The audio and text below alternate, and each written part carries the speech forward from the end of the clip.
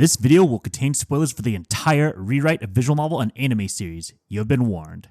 With the recent release of the fan-made improvement patch for Rewrite Plus called The Salvation Project and Sekai Project's official translation of Rewrite Harvest Festa, I figured it's time to create a video essay I've been wanting to do for a long time. A detailed exploration of why I believe Kotori Kanbe is not only my favorite key visual arts character, but at one point was my favorite overall visual novel character. While the competition for my favorite visual novel heroine is fierce these days, and Kotori might not even be in my top 5 anymore, there's still so much I love about her. I want to use this video to explore why I still adore her after experiencing her original visual novel over a decade later. What makes Kotori an exceptional visual novel heroine, and key heroine in particular, is her surprising ability to excel in both the lighthearted slice-of-life moments and the serious overarching plot of Rewrite. This is true not only in her route, but also in the true route Terra. Reading Rewrite and uncovering more of Kotori as the story progresses is fascinating. I find it compelling to examine her life chronologically, starting with her portrayal in the Terra Route. Beginning with the Terra Route's canonical flashback, we see a stark contrast between the lovable Kotori we know through the common route and her younger, more abrasive self.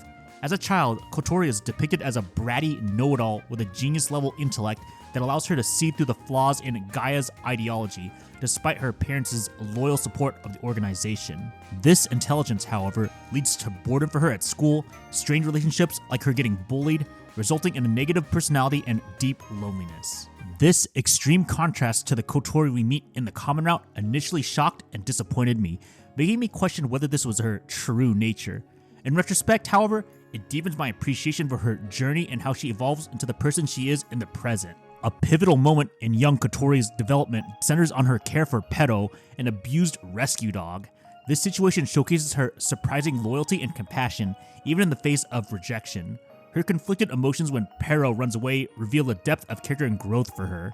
Kotori's story takes a dark turn when she makes a deal with Kagari, the Key, to gain magical powers in an attempt to revive her parents after a car accident. This decision stems from her desperate desire to avoid loneliness. When she encounters Kotaro on the brink of death, her actions inadvertently alter his personality, making him warmer and more caring towards her. However, this transformation comes at a heavy cost. Kotori, realizing that reviving someone as a familiar doesn't truly bring them back as they were, adds complexity to her initial rejection of Kotaro's confession despite their apparent closeness. Since this is where the story branches, I'll pause the Terra Route discussion here and shift to the common route, where Kotaro does eventually become Kotori's familiar, kinda, leading to the main storyline of Rewrite. Looking at the 100% canonical Terra Route flashback in hindsight, seeing Kotori grow from a bratty child into a more likable yet guilt-ridden person is quite depressing when you think about it. For me, this is where Romeo Tanaka, the main writer of the series, excels at crafting bittersweet, relatable character development that's fascinating to watch. However, this reveal also introduces an uncomfortable aspect of Rewrite that I still have mixed feelings about. The fact that Kotaro and Kotori are technically at least 10 years apart in age. This retroactively makes Kotaro's potential relationships with any of the main heroines feel problematic, as it can imply pedophilia or at best ephebophilia. Of course, Kotaro's memory lost from becoming a familiar mitigates this culpability, and in the Terra Route proper, he shows no attraction to actual children, unless you're on the whole lolly equals child thing, then there's the Kagari thing, I guess. When I first learned of this age gap in Terra, I had to reconsider my strong shipping of Kotaro and Kotori, despite their incredible banter in the common route. Over time, I've come to terms with it, acknowledging that I don't like it, I don't agree with it, but I accept it as part of the story. Now I'm going to discuss Kotori from the common route, aka where almost all readers are going to first meet her, and oh man, she makes an unforgettable first impression. People may know me as the guy who loves quirky, weird girls, but believe it or not, me reading the fan translation of Rewrite around 2015 and watching Kotori's antics was actually my first real revelation this archetype even exists, and something I wanted more of. Kotori was the first heroine I've come to discovering my ideal waifu at the time and even type of real girl I'd like. Quirky, wholesome, and kind with relatable human-like struggles without being archetypical. Kotori nails this in her introduction, sleepwalking through the jingling of coins or scissors while maintaining her childhood friend act. Knowing the complexities of her and Kotaro's circumstances from Terra makes revisiting these conversations even more intriguing. One of Kotori's biggest charms, in my opinion, is her liberal use of English. Unlike anime characters who use English mostly for attacks or to mock foreigners, Kotori clearly throws in English into sentences for no reason other than she just thinks it's funny. And I agree. I've made compilation videos of her hilariously extra English, which elevates already amusing scenes. Whenever I revisit her comedic moments, especially those with English, I'm sadly reminded how rare it is to find a girl this funny in real life. Beyond comedy, Kotori's role in the common route is subtle but compelling. She's a neutral party watching over the key, unaware that the other 4 main heroines are tied to Gaia or Guardian. Revisiting the common route, knowing all 5 heroines are on different sides is tragic, especially for Kotori, who already has few friends. I find it interesting that she takes on a more supportive, motherly role in the group, ensuring everyone has food and snacks.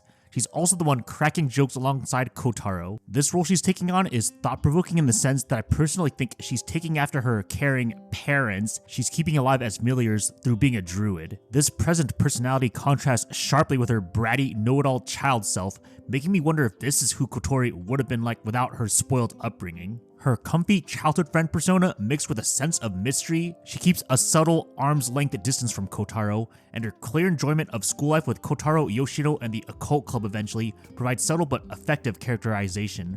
Her eventual separation from her friends for dark, dramatic reasons hits hard when you think about it. Before going into the heroine routes, it's worth mentioning a visual novel side story set during the common route, originally titled Rewrite Oka Ken Katsudon Kiroku Gaiden in Japanese. I prefer to call it Rewrite Oka Ken Idols due to its premise. This goofy slice-of-life spin-off features Kotaro forcing Lucia and Chihaya to become school idols after unfairly hitting him. Though both volumes combined are less than an hour long, they offer lighthearted fun. Kotori's role is limited, but she delivers a few memorable, humorous English lines. うちの会長さんは本当にunbelievable だね。 But now let's get to the core of the video, or the meat and potatoes as some people would say.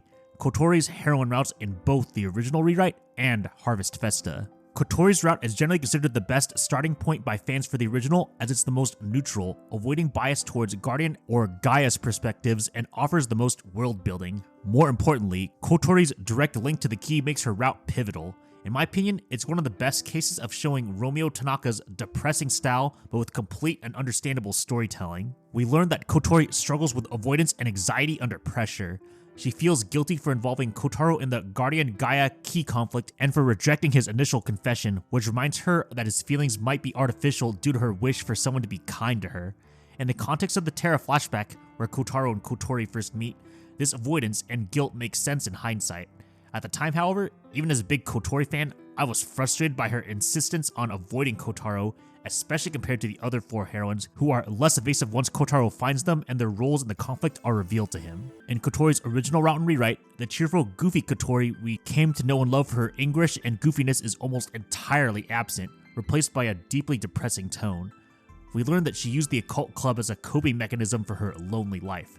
Knowing that her happy high school moments were among the few bright spots in her life, amidst the loss of her parents and her constant duty to watch the key, which explains her frequent napping in class by the way, is heartbreaking. I haven't talked about him yet, but I definitely cannot discuss Kotori without mentioning what I consider the best pet, not just in any key visual novel, but any visual novel, my boy Chibi Moth. While he barely appears in the common route, he definitely appears enough to make me find him likable and amusing. The moment when Kotori commands him to attack some random hoodlums in the ghetto alleyways is a lot funnier than it should be. That said, it says something when one of the best emotional scenes in Rewrite is the death of Chibi Moth, somehow surpassing even the scene where Kotori more or less shows how depressing her situation is and how clearly exhausted she is by it. Chibi Moth is not a character you even get to interact with using human language, yet he has that loyalty of a dog you have to respect, especially with how powerful he is. Even without the knowledge of what Chibi Moth truly was, his sacrifice was still pretty emotional. But in retrospect, knowing that Chibi Moth was a familiar made in the spirit of Kotori's previous dog pet, Pero, that she took care of when she was a child, gives the impression that this is basically Pero, but now 100% loyal and nice to Kotori. When he gives that final bark before passing away, this really hits hard, especially knowing the Terra context, and Rewrite is generally a visual novel where there's no key magic, so he's dead forever in this route. Speaking of which, the climax of Kotori's main route, where she comes this close to shooting Kagari after they escape from the forest, is powerful. By the way, I'm really glad the first episode of Season 2 of the anime adaptation showed this visual, because the original visual novel had many important scenes with no CGs or even visuals. Going into the part where Kotaro proves he is not just a slave to Kotori with his emotions, with Kotori carrying Kotaro to the hospital with her own 2 feet, is still easily one of the most powerful scenes in the whole visual novel. It's through scenes like this, the death of Chibimath and even Kotori's familiar parents, that make me question why some people consider this route one of, if not the weakest route in the original rewrite. Sure, it did have a bunch of, I guess we can call, slow-paced world building, but I thought it was mostly done well, especially because Kotori was the neutral party, as mentioned above, and in my opinion, I liked the hopelessness and depression of this route, which fits Kotori's past, especially with the context of her flashback in Terra. But it's also, in my opinion, one of the few cases in Rewrite where it actually feels like a key game in terms of emulating the emotional manipulation and Naki game moments, but without the Jun Maeda style of Deus Ex Machina reviving people. This leads into the end of her original route into her sequel route in Harvest Festa, and oh boy, was I finally happy that this route got a translation. I know the ending of Kotori's original route is hit or miss for people, as Kotori basically leaving Kotaro on a cliffhanger by not seeing him in the hospital is kind of a slap in the face, considering they were this close to resolving their emotional differences after Kotaro showed that he's not just a slave to having emotions for her. And that's why I consider Kotori's route in Harvest Festa easily the best one, and it's not even a contest. The other routes relied too much on alternate universe depictions of their routes in some way, which, while all of them had amusing moments, none of them were that great as a whole because of their inconsistency and how they connected to their routes in the original game, or rather how much they didn't for a lot of them. But Kotori's route, for better or for worse, had the easiest template to make an afterstory for, and for a route that's maybe a couple of hours at most, they definitely make the most of it very well. I thought it was rather amusing that Rewrite Harvest Festa did have a handful of choices that led to amusing bad ends, but in Kotori's afterstory, it actually has what I like to call a fast-forward choice where Kotaro doesn't get cold feet and confesses immediately. Despite all the awkwardness between the two, Kotori is still obviously willing to say Yes. When I read this scene for the first time, I literally screamed because I couldn't believe how moe they made Kotori in this scene, especially compared to how she was acting before. If it wasn't for the development that happened in the real version of her HF route, I would have arguably liked this confession more. But of course, the real route is all about Kotaro getting cold feet on his confession, at least at first, which leads to some pretty amusing awkwardness until Yoshino basically forces them to stop acting weird around each other. It does lead to a half-amusing, half-annoying scene where Kotori keeps running away from Kotaro when he tries to confess for real. I guess it just goes to show that, even with all the drama resolved, Kotori still has her flaw being overly avoidant until, of course, Kotaro has to kneel over and fall because of his still partially atrophied body. Kotori's, I guess we can call it, confession about not completely denying Kotaro's confession because she low-key wanted to just keep him for herself was certainly interesting. Very selfish, but an interesting character flaw nonetheless. It does seem to align with Romeo Tanaka's style, but thankfully, since Harvest Festa is basically a moege, this decently emotional moment is resolved pretty quickly. And then we get to the super wholesome slice of life, where Kotori slowly regains some of her funny English and, most interestingly, wants to take the relationship they have now slow, which at least is consistent with her being anti-public displays of affection and lewd stuff, to the point where she has to be the one to initiate the first kiss in a surprisingly cute way, since she kinda just did it on autopilot despite wanting to not go too fast on physical stuff. Sadly, this is the only case of physical affection we do get, but I guess Rewrite and Key in general aren't too big on going too hard on the affection stuff, which I guess I'm just used to from most other romance-heavy visual novels I've read. While almost every route in Rewrite Harvest Festa is lighthearted, with half of them going to the Harvest Festival, I still think Kotori's is by far the most meaningful since Kotaro and Kotori literally had a promise to go once upon a time. The fact that they can just go, have a blast as a couple and friends, where a group of people deemed them marriage-worthy due to their past and leading to Kotaro wanting to propose getting married earlier and them getting more serious about finding their future was good stuff. All these small scenes were nice, subtle ways to show their development after all the awkwardness and weird stuff that's happened with their relationship over time. This culminates in what's pretty easily the best emotional moment in Harvest Festa. The moment where, after letting the rest of the occult club know that they're getting married or moving out, they all somehow find a way to give Kotaro and Kotori presents. To me, this scene was a super wholesome scene on par with other happy Nakige moments from other keyworks, arguably better than many in a way, still having that bittersweet nature. The occult club clearly never being able to meet together in person again, the fact that they all made an effort to show that they are happy for the two's relationship was super wholesome and a great way to end this route. I've got to say, I know I'm super biased and all, but if I combine the original Kotori route from Rewrite and her Harvest Festa route, this is pretty easily my favorite route in Rewrite, and possibly my favorite key route, period.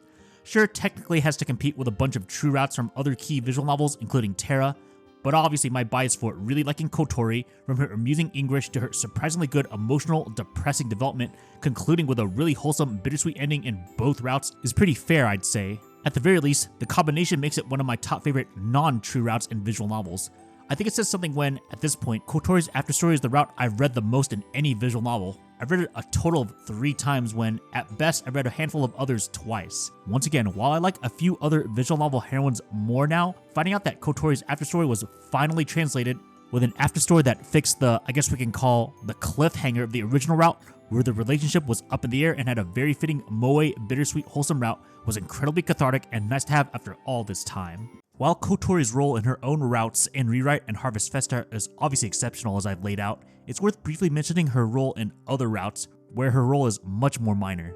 As I noted earlier, she's a neutral party, so you typically only see her at the beginning of a route before she fades into the background.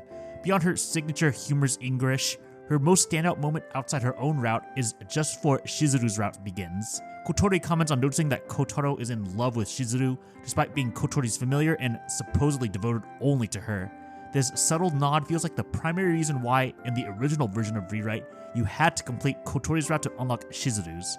Otherwise, I can't think of any other narrative reason for this unlock requirement aside from Shizuru's random appearance as a sniper in Kotori's route. Let's go on a quick tangent that might ruffle some feathers, but I think it's worth discussing the anime adaptation, which essentially serves as an alternate Kagari route before the true routes begin. Many fans were, at best, heavily disappointed because it diverged significantly from the original main story visual novel and cut out roughly 70% of the common route. However, I found Season 1 perfectly fine. Not amazing, but a decent entry port for anime-only viewers to get interested in the visual novel. I just think it's impractical to fully adapt a 70+ hour visual novel where each route diverges wildly. It's not like Clannad or Little Busters where the protagonists can help the heroines individually since they're always together. Rewrite's route structure does not lend itself to a straightforward adaptation. In a way, I appreciated how the anime teased elements of the main heroines' stories without diving fully into their development, encouraging viewers to explore the visual novel for the complete experience. This brings us to Kotori in the anime adaptation. From the snippets of the common route we see, I was thrilled to witness Kotori's goofy gags in animated form. For me, these moments alone made the anime worth watching. Kotori's role in the Season 1 anime original content was particularly interesting, with her hidden forest serving as a secret base where 4 of the 5 main heroines, Rip Akane, could collaborate in a serious plot within the Rewrite universe. We also get glimpses of Kotori's depression and anxiety as the Keys' guardian, along with a decent but not as impactful recreation of her familiar parents' sacrifice. My only gripe with Kotori in Season 1 is that the Fushidana Energy joke was overused compared to the visual novel. Now let's discuss the true routes of Rewrite, Moon, and Terra. While I don't love the Moon route as much as some fans, I can't deny that the crossover of the best versions of each heroine was a cool concept. The anime adaptation of Moon in particular showcased Kotori commanding a couple of colored chibi moths, which I found highly amusing to watch. However, I found Rewrite Quest, an alternate retelling of the Moon route, and a Dragon Quest inspired RPG minigame unlocked after completing the first 6 routes of Harvest Festa even more interesting. This mode allows you to play as nearly every major morally good character, Kotori included of course. Her role as a healer makes perfect sense given her openly motherly attitude as mentioned earlier. As a druid, she's one of the few characters who can equip familiars, a delightfully random detail that shows how much effort went into designing this minigame.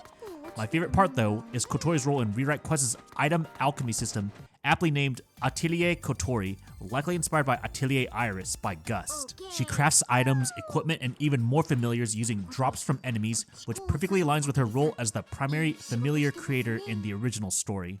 As a fan of her dialogue, especially voiced by Chiwa Saitou, I always enjoyed visiting Atelier Kotori after a dungeon run to see what new equipment I could get. But of course, Kotori still shines with her funny interactions with the main cast, including her iconic English. Now onto her role in Terra, specifically the branch where Kotaro retains his memories and doesn't become a familiar, aka the true route. While Kotori doesn't appear that much, she's still much more present than the other heroines, which I get is a common critique of Terra. Her scenes highlight Kotaro's cold-hearted determination to resolve the story's destiny and secure a good ending for his queen, Kagari. This includes the heartbreaking moment where he kills Kotori's familiar parents in front of her, leading to her understandable anger. From Kotaro's perspective, this act is a mercy to alleviate her stress and guilt, which we saw in detail in her own route. The next time we see Kotori is in the epilogue, suggesting she eventually understood Kotaro's intentions, as she joins the surviving occult club members to rebuild the world. The epilogue, where the 5 main heroines revive a familiar altogether, is a heartwarming scene. I particularly loved seeing Kotori retain her goofy personality without Kotaro's influence, knowing she could still be her lovable, quirky self among girls who might not be used to her antics, but likely appreciate her motherly side is reassuring. I only wish we saw more of this post-Salvation world. The Rewrite Plus version of the Terra ending, while controversial among hardcore Rewrite fans, confirms that the familiar created by the heroines is a resurrected Kotaro with memories of each heroine's development. Some fans dislike this ending for its explicit changes, particularly how Kotaro retains memories of previous routes. Personally, I enjoyed seeing him reflect on all 5 heroines, with his thoughts on Kotori's development being a nice touch. The anime's final scenes in Season 2, though cheesy, offers entertaining reactions from the heroines, including Kotori of course, to Kotaro and Moon Kagare's kiss that was not in the visual novel at all. Unfortunately, Kotori's role in Cradle's Tale, a short visual novel fan-disc sequel to the anime's Terra Route, pretty much does not exist. One of the better things to come out of the COVID-19 pandemic was Kaginado, a parody series covering Key's works up to Rewrite in Season 1 and Angel Beats in Season 2. I'm generally not a fan of chibi parody anime like Carnival Phantasm or Isekai Quartet, which I only found mildly amusing at best. Kaginado is still only decent-ish to me, but I appreciated its willingness to dive into spoilers for all Key series, even if it made it less accessible for casual viewers. While Kotori doesn't appear as often as I'd like, she still leaves a strong impression when she does. For example, her scene in Season 1 where her love for coins is shown in great detail alongside her dead-looking parent familiars is hilarious. In Season 2, she joins a brigade of secondary love interests bitter about losing to the canon love interests. Despite the controversial age gap I talked about earlier, I found it amusing to see Kotori express frustration at losing Kotaro to Kagari, the key she protected, which contributed to her struggles. There's still a few more Kotori-related appearances to talk about, her gacha appearances. Her main one is her appearance in Rewrite's long-dead gacha, Ignis Memoria. The idea was that there were a few visual novel segments that seemed to be original stories for the main 6 heroines, plus a few side characters, which you had to unlock by playing the gacha gameplay, a kind of turn-based RPG or something like that. Naturally, despite the fact that it never got translated, I did my best to read as much as I could of Kotori's content. Sadly, I didn't get far because at that point, I hadn't learned much Japanese. Still, I had fun reading the scenes where you give her gifts and she responds with amusing full-length quotes.